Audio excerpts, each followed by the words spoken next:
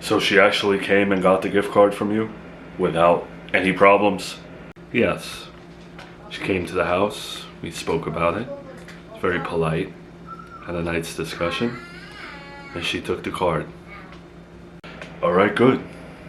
I'm glad that Miranda now has $1,000 to spend on Charlotte and Junior after the burglary. At least she can replace some of the items, and that's good. This was my first time talking to her in a more family-oriented way, I'd say. Every other time felt like there was something in between us. Felt like a yardstick, keeping some distance. This time felt different. And I realized just how much of a feisty one she is. She is a feisty one. She's very convicted in her ways. She has a strong backbone. Why do you say that, though? Did something happen?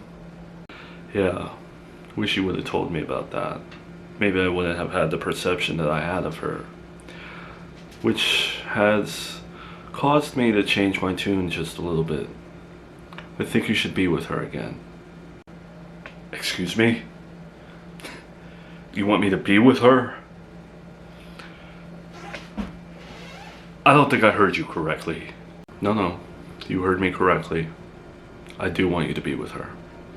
I think you would be a great couple after my discussion with her. Let me get this straight. The entire time that I was with her, you talked down about her and put her down like she was white trash from some area where they had children with their siblings. And now all of a sudden you have one meeting with her and you think I should be with her? Where is this coming from? You know, I'm used to a lot of people looking at me a certain way. You know, my wealth and influence in this town. People are fake. People talk up to me. Not her. She's very straightforward, very cunning, very real. And her backbone, her convictions, very impressive. I was wrong about her, I was. She would make a good partner for you. Really. Well, I'm glad you found some positive characteristics in Miranda. You can see why I was with her in the first place. Why I had a baby with her without being married to her. Something you gave me grief about. But I'm with Tiffany. So, you're a little too late on the Miranda hype train. Sorry. I know that I was hung up on the baby outside of marriage issue. But now she's a miracle baby. And what's more impressive than a love story? That you guys eventually rekindled your flame because of your miracle baby and then got married. No one can really look at that in a bad light. That's a happy ending. And I'm not doing this for my social media channels or for the church. I just think that's a nice trajectory for you. Maybe instead of condemning Miranda for having that baby without being married to you, I should have instead persuaded you guys to get married. I should have pushed for that further. Yeah, it doesn't, because I still had a child with her out of wedlock, even if we were to get married. But again, you seem to have selective hearing, Uncle. I'm in love with Tiffany. And that's not changing. There's no going back to Miranda at this point. We co-parent, and that's it. Brian, I want you to one day take over the church. That's been my plan all along. What? You want me to run your megachurch, the family megachurch, Montgomery Church? When you're dead? What? I built the church from the ground up. Built this following from the ground up. And I don't want it to die with me. I don't want it to retire with me. I don't have any children that mean anything to me. You're like my son. You've always been that way. And I couldn't see a better person with my last name to take over the legacy, keep it going. And you were more than fit to do so with your skills and everything in between. Why are you telling me this now? As I'm in my 30s? Why couldn't you tell me this when I was in my early 20s or something, so that I could plan for this? I went out, made my own mechanic business, my own shops, my own priority. And you want me to, what, drop that one day to run? I'm telling you now because there was no way of me knowing whether or not you'd be capable to run a business, to keep interest in something like this, to keep people coming through the doors. And you have proved that with your own businesses by now. You have. Even after everything that you've been through, joining the military, coming back out, and going right back to the business, you really proved something in me. I know that I spoke a lot about the legacy of our family in terms of the military too, but clearly that didn't work out for you, and clearly you're meant for something else. And now I realize it's to take over what I've built. Well, again, you're a little too late. I don't know if I can accept that. And what does this have to do with Miranda? Brian, on your own, you have the business savvy skills to keep things going. People like you in the church. You grew up in the church. You have a great story to tell. Think about it. You grew up here, and then you took it over, and you could make it into something huge. You could be the next Joel Osteen. And then there's Miranda. Her story is incredible, all of the things that she's been through. And then she finally meets you, her knight in shining armor. And she helps you raise the church that you grew up in to all new heights. Forget about her internet show. Forget about all of that. You could transcend.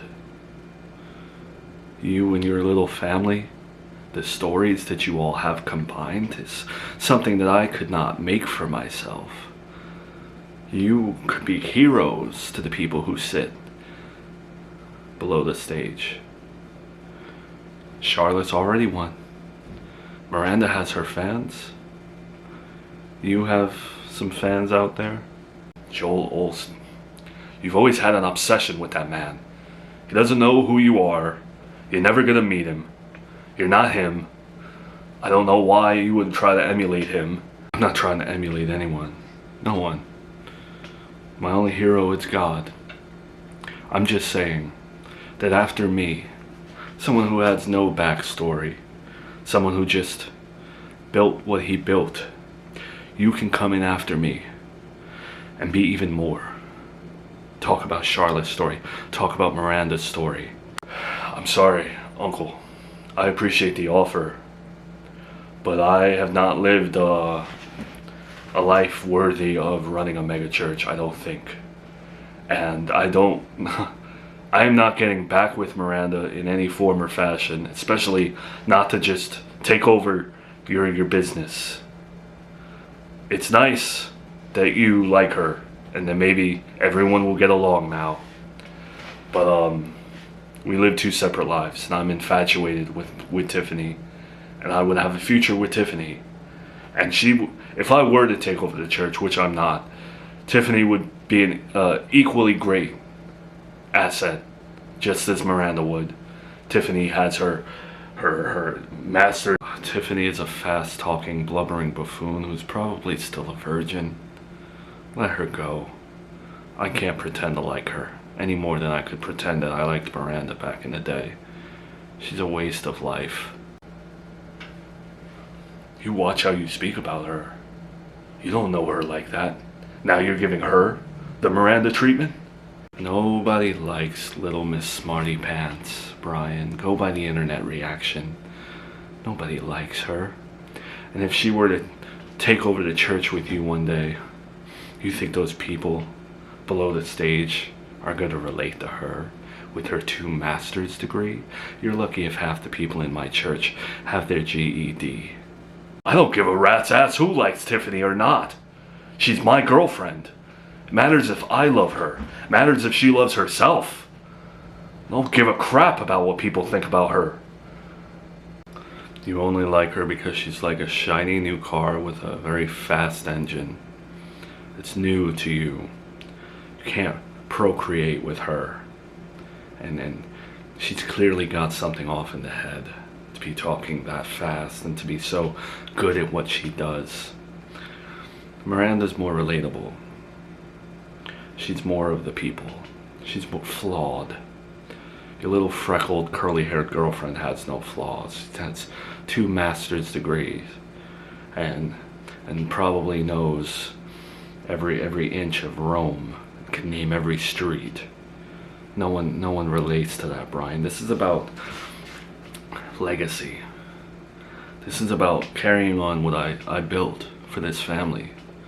You think it's easy to build a megachurch and a following? To get people who would rather be sitting at Popeyes stuffing their face and to come into church on Sunday? To follow us on our channels? Come on. I'm not in this for legacy. I'm not looking to carry on yours either. I'm looking to be happy, start my own family, raise my daughter Charlotte. You make all these plans for me, without even telling me. Sorry, I'm not going to take over your church one day. I'm not getting back with Miranda. That's it. There's nothing you can do about it. Sure. You know how much I love you, Brian. Sure. No, it's not really about me getting my money back. Obviously, I want my money back if you're not going to perform the service. But I don't understand why you're canceling on me. Like, I asked you to investigate my ex-boyfriend's family. And this is in relation to my daughter's kidnapping. So it's not even like I'm doing a superficial investigation here. I just want... I understand. You're right, but why? Why are you backing out? You understand I'm going to go to a different investigator and... Okay, I just don't... Your whole tone shifted and your whole stance, I don't understand. Okay, alright. Yeah. Okay, I do expect the money returned to my... Thank you. Alright, have a good day.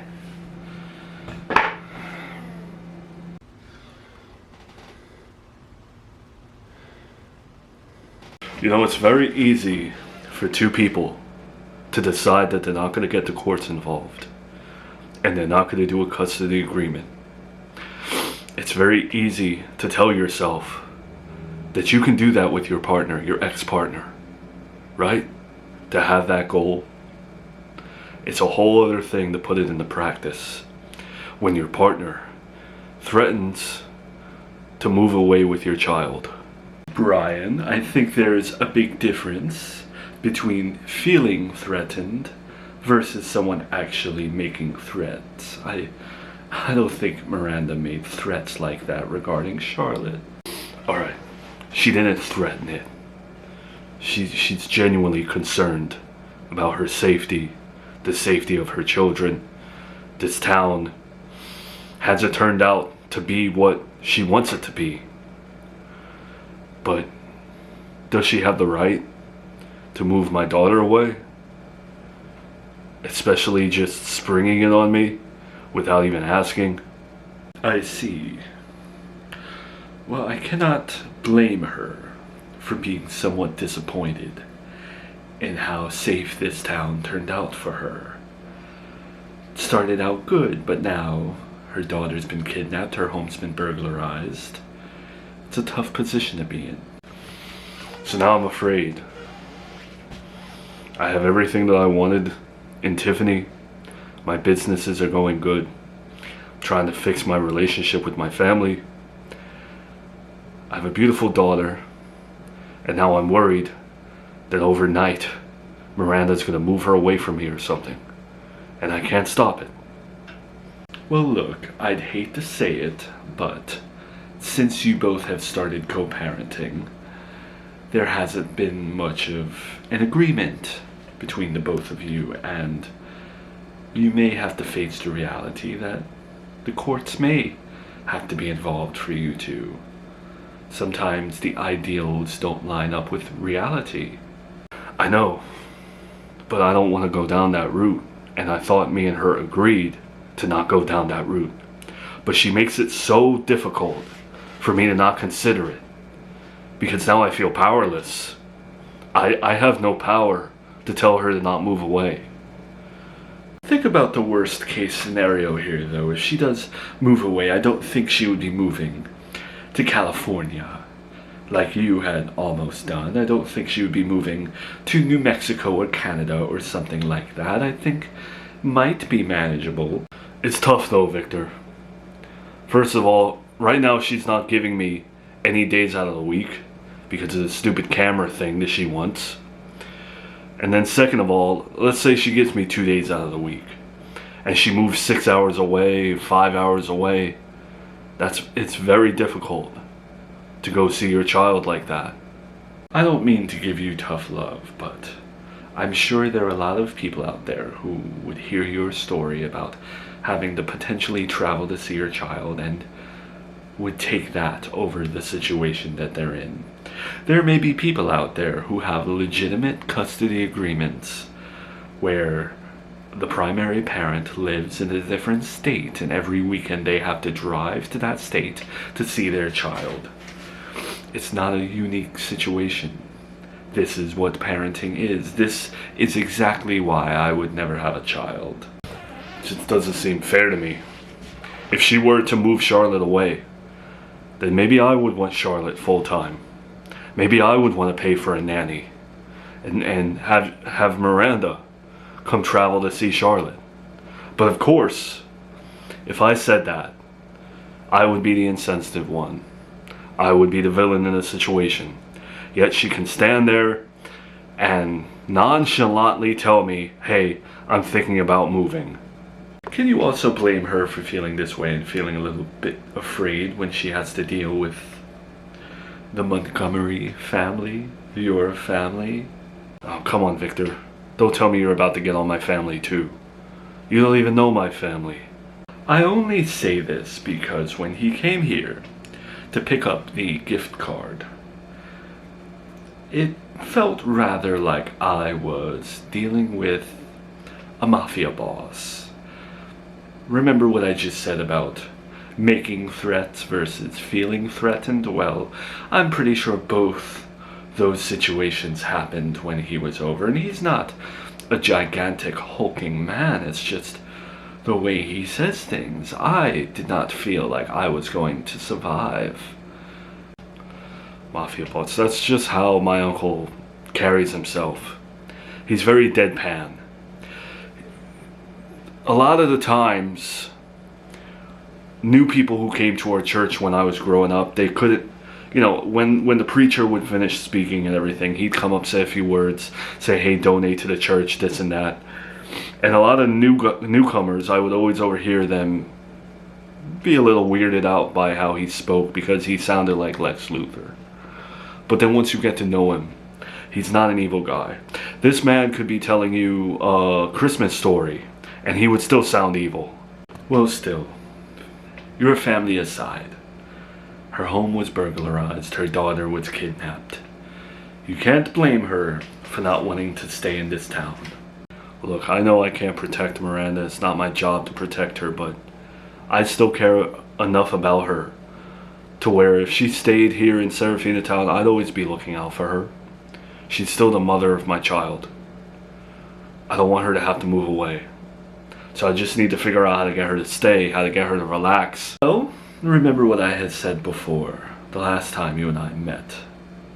Maybe, if you did the opposite of what everyone has done in her life, and you were just super accommodating in this co-parenting situation that you have with her, then there's nothing that you can fail at. If you just do what she wants, make her life easy, maybe put the camera up to make her happy, then you will have your daughter, and maybe over time when she sees you taking care of your daughter, loving your daughter, it will be difficult for her to move away. Guess I'm gonna have to, huh? I guess I'm just gonna, like you told me before, just kiss her ass, be super accommodating, and try to make her stay here as pleasant as possible. I have to act like I don't know, the Hilton Hotel. It's just, I didn't think co-parenting with her would be so difficult. But now, like I said before, I kind of see things from Joey's perspective.